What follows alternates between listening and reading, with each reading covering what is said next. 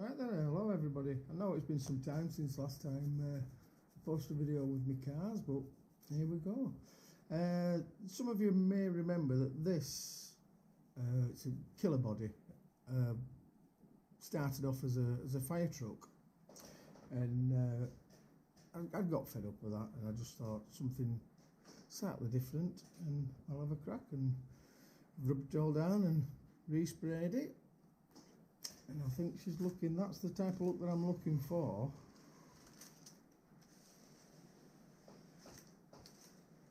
I still want a bit of movement on wheels, but I'm trying to get the body as low as I can. Now, problem with this is, I'm mounting this to a Carisma body. Chassis, should I say. Now, what problem I've got here is, to try and get as much of the interior in as I possibly can. As you can see, I've had to doctor quite a lot of it. As long as I've got all the seats in and dashboard and that, I'm alright with that. Now the problem is to get the body as low as I possibly can get it, I'm having to cut away all these different sections to clear all the different items. It's not really designed for this. Everybody has to bodge them best they can anyway. But that's my idea, guys. Like I say, anybody who's wanted to do this with a Carisma, this started off as a coyote, and shortened all suspension links underneath to get it to the right wheelbase, just by cutting back these plastic ball joint ends, just so you can get your 280mm wheelbase, which it says, but it's more 275 to be fair.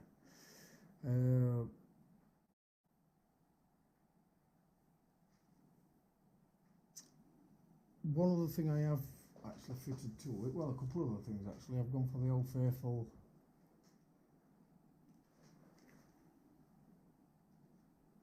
Hobby Wing 1080. I've got a spare set of traxxas shocks, which I've managed to get off my friendly neighbourhood eBay, which they mount straight on. There's no problem. The problem is a lot of flex in all these mountings here.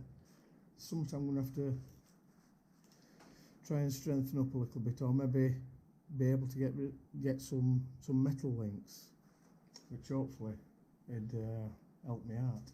Now, one problem I had got, I'd upgraded the motor and I'd actually gone for a sherpa. It's a 550 12 turn. Now, I don't know whether anybody else has come across with this. I've basically ruined this motor, to be fair.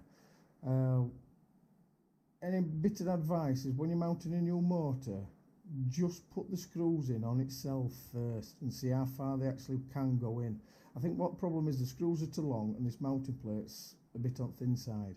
So I've had to, if you can see that, I've had to space them out. If you do what I did, which will just screw them in and tighten them up, it actually locks out the motor. And by doing that, I've sort of spoilt it. So I've had to reorder another one, which ain't too bad really. Everybody learns by their mistakes, I suppose. A bit of a costly one, but it could have been a lot worse. So I'll just give you a little bit of advice. You are going to have to space these motors out. Just check first by screwing the screws in, just see how far it'll go and see if you think you need to space them, and then you won't come across problem what I've done. Now, what's actually happened with motor, we're making contact with screws, I've fluffed something up inside it. Now it still does work. It caught, you could hear it actually catching as it was spinning, and that's with the screws fully unwound. So I have damaged the internals of it. Now, just by using it, I've freed it off quite a bit, just by burning a couple of batteries through it, just keep on spinning it. But thing is, now on startup, it's very jerky. You haven't got that slow startup what everybody wants. It's a case of nothing, and then it sets off. You haven't got that trigger control what you're actually wanting with it. And when you take it out and spin the spindle, well, the shaft coming out of the motor, you can feel the notches.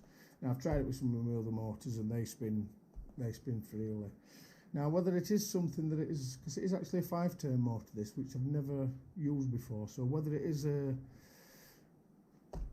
trait of that type of motor, I couldn't tell you. Maybe you guys can help me out and just tell me, because like I say, it hasn't got a smooth set off. I'm presuming I've knackered motor up, that's why I've ordered another one.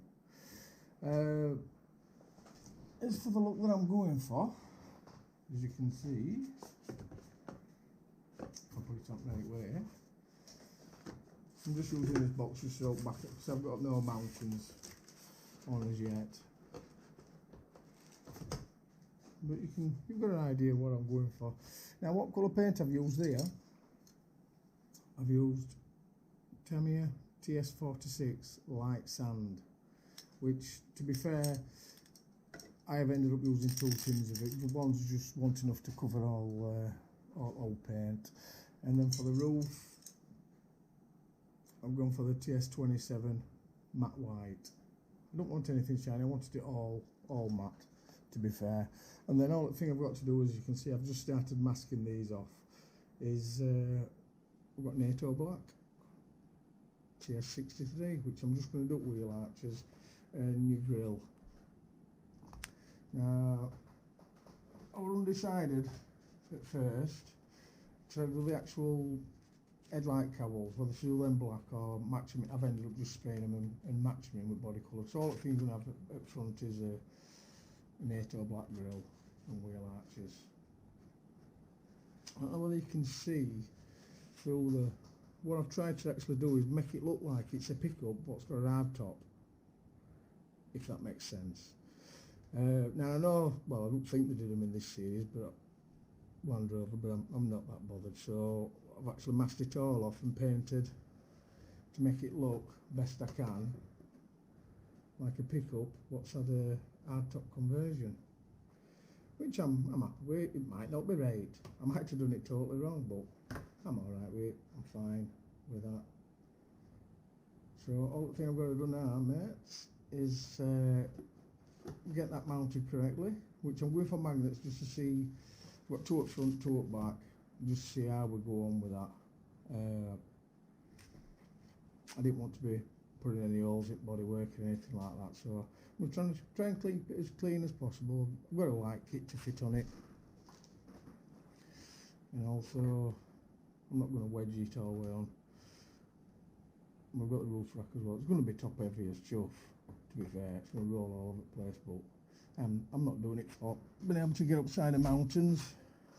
Me and my son just usually end up going trailing through woods and stuff anyway, and old quarries. So right then guys, so I'll leave it at that, and next step, well I better get a bit more masking done and get the arches sprayed, and then I can get to mount my body and see whether I've got to put any more of this bloody thing away to get it sit. I can get it to sit, but the body's jacked up, which I don't want. I want to try and get best I can, still letting wheels have some movement, but I'm just wanting to try and get it low rather than it being stood like it's got a jack up kit on it. Right then guys, I'll see you soon.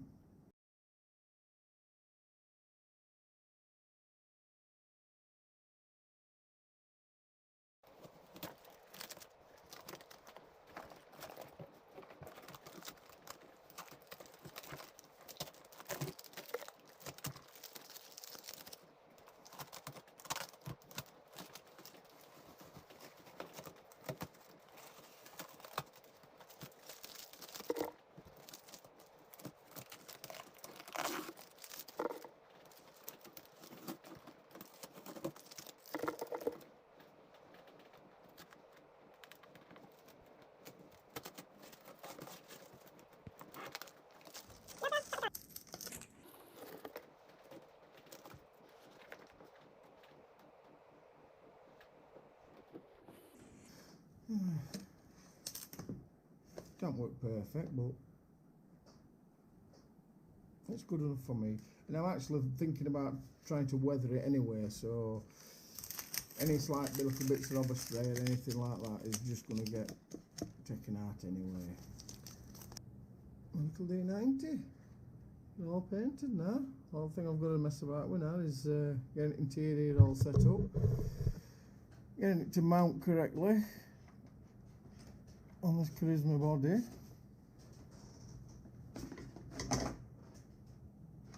Which I'm hoping to have something like that.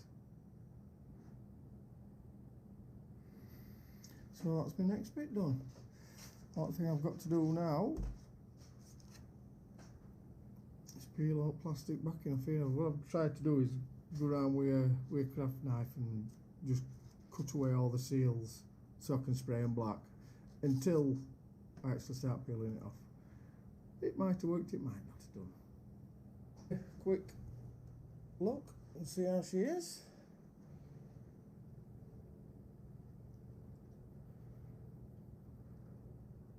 Quite happy with my seals, to be fair. They come out alright. They come out a lot better than what I expected them to be right. Which is definitely getting there.